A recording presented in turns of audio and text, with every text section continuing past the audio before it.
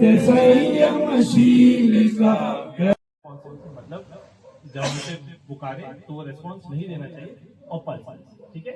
ये तीनों चीजें कैसे करते हैं मैं आपको बताऊंगा। इसके साथ बता सकता है वो बेहोश है। बेहोश को एक बहुत जनरल टर्म है, हम सभी समझते हैं। पेशेंट बेहोश होना चाहिए।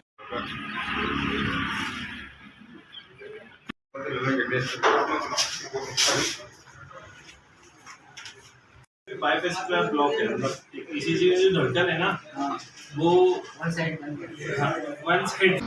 तो ये दोस्तों महावीर इंटरनेशनल डायमंड द्वारा विशाल जीवन रक्षक कैंप लगाया गया। कैंप के अंतर्गत हमारे मणिपाल हॉस्पिटल से जयपुर से डॉक्टर हैं कार्डियोलॉजिस्ट। इनसे जानना चाहेंगे सर किस अवस्था में मनुष्य को सीपीआर देकर उसका जीवन रक्षक या उनका जीवन बचा पाएंगे, इस बारे में थोड़ा विशेष।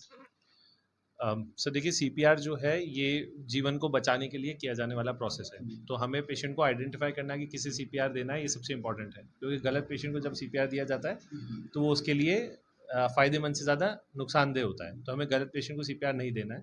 तो इसके लिए एक सिंपल क्राइटेरिया होता है कि तीन कंडीशंस मीट करना चाहिए। सबसे पहला, पेशेंट अनकॉन्शियस होना चाहिए, मतलब बेहोश होना चाहिए। अनरेस्पॉन्सिव होना चाहिए, मतलब कि जब हम उससे उसके नाम से पुकारें, जब उसे छू के उसे टैप करें, उसे झकझोड़ें तब और उसका नाम पुकारें, तब वो रेस्पॉन्ड नहीं करना चाहिए।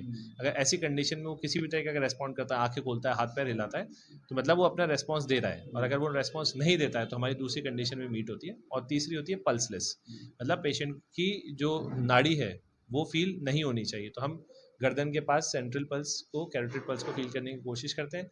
अगर वो भी हमें फील नहीं होती है और ये तीनों चीज़ें, तीन में से तीन क्राइटेरिया मीट करते हैं कि पेशेंट अनकॉन्शियस है, बेहोश है, अनरेस्पॉन्सिव है मतलब रेस्पॉन्स नहीं दे रहा है, और पल्सलेस है मतलब उसकी नाड़ी नहीं आ रही है, ऐसी स्थिति में हम पेशेंट को सीपीआर देते हैं। सर कई बार ऐसा देखा जाता है जैसे कोई व्यक्ति पानी में डूब जाता है, तो डूबने के दौरान कितने घंटे के बाद में इसको अपन इसको चांस मान सकते हैं कि सीपीआर देने के बाद में इसके जीवन बच सकता है।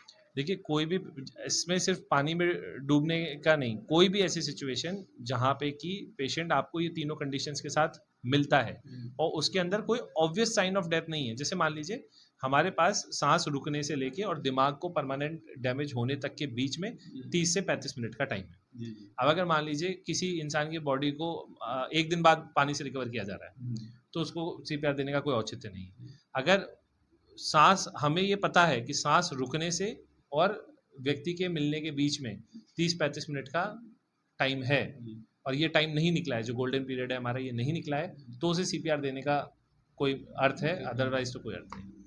सर आपका शुभ नाम।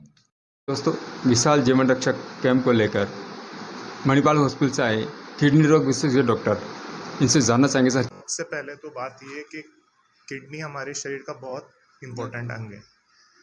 किडनी के 3 प्रमुख कारण हैं हमारे शरीर में। सबसे पहला कारण हमारे खून को साफ करना, अगर हम सरल भाषा में बोलें। दूसरा उसका जो सबसे मुख्य कारण है वो है हमारे मिनरल, जैसे सोडियम, पोटेशियम, कैल्शियम, एल्ब्यूमिन, जो हमारे लीवर के जो प्रोटीन्स होते हैं उनको मेंटेन करना। और तीसरा जो सबसे इम्पोर्टेंट कारण है किडनी का, वो है जो भी ऐसे पदार्थ जिनकी हमारे शरीर में आवश्यकता नहीं है, जैसे कि क्रिएटिनिन हुआ, यूरिया हुआ, इनको हमारे शरीर से निकालना। इसके अलावा बीपी मैनेजमेंट में भी हमारी किडनी का बहुत इंपॉर्टेंट योगदान है, क्योंकि हमारी किडनी से कुछ ऐसे हार्मोन्स रिलीज होते हैं, कुछ ऐसे केमिकल्स रिलीज होते हैं जो हमारी किडनी, हमारे बॉडी के अंदर बीपी को कंट्रोल करने का काम करती है। अब जनरल अगर हम जीवन में बात करें तो किडनी के जो सिम्टम्स हैं वो बहुत, किडनी जब प्रभावित हो जाती है उसके बाद में आते हैं। और वो सबसे सामान्य सिम्टम्स की अगर मैं बात करूं तो पेशेंट के अंदर शरीर में सूजन आना, उसके साथ साथ में पेशेंट का बीपी बार बार बढ़ना, उसके साथ साथ में पेशेंट को के बॉडी के अंदर कुछ ऐसे कमज़ोरी महसूस होना, और इसके साथ साथ में सबसे मुख्य कारण जो पेशेंट के अंदर, जिसको हम इंग्लिश में और क्लिनिकल भाषा में पॉलीयूरिया या फिर ओलिगोयूरिया कहते हैं, मतलब पेशेंट का या तो बार बार पेशाब आना या फिर पेशाब बिल्कुल कम हो जाना। ये कुछ बहुत सामान्य जीवन में ऐसी चीज़ें हैं जो हम नज़रअंदाज कर देते हैं किसी भी चीज़ों के लिए। इन कारणों से किडनी की बीमारी हो सकती है। अब हम बात करेंगे किडनी की बीमारी से जो सामान्य जीवन में हम कैसे बच सकें। सबसे ज़रूरी, जब भी इस तरह के कोई लक्षण दिखें आपको, तो आप सबसे पहले चिकित्सक की सलाह ज़रूर लें। आप सामान्य चिकित्सक मेडिसिन में भी दिखा सकते हैं या फिर नेफ्रोलॉजी डिपार्टमेंट में भी आप दिखा सकते हैं। दूसरा, आहार प्रॉपर होना चाहिए, क्योंकि आजकल हम क्या है, इस तरह के फूड प्रोडक्ट्स जो प्रोडक्ट्स होते हैं, पैक प्रोडक्ट्स, वो किडनी के लिए बहुत नुकसानदायक होते हैं। दूसरा, नमक का सेवन सबसे कम करें। नमक की वजह से बीपी राइज करता है, उसकी वजह से भी किडनी को खतरा हो सकता है। अगर मैं बात करूं सबसे मुख्य कारण क्लिनिकल भाषा में, तो डायबिटीज़ किडनी को खराब करने का सबसे मुख्य कारण है। और अगर मैं बोलूं कि दुनिया की जो जनसंख्या है उसके अंदर हर छठा आदमी आज की तारीख में डायबिटीज़ का मरीज़ है। और डायबिटीज़ की वजह से, क्योंकि गुर्दे और किडनी सबसे ज़्यादा प्रभावित होते हैं, तो जो डायबिटीज़ के पेशेंट्स हैं उनको सबसे ज़्यादा अपने किडनी का जो मैनेजमेंट है, किडनी से संबंधित जो जाँचें हैं उसकी प्रॉपर फॉलोअप में कराते रहना चाहिए।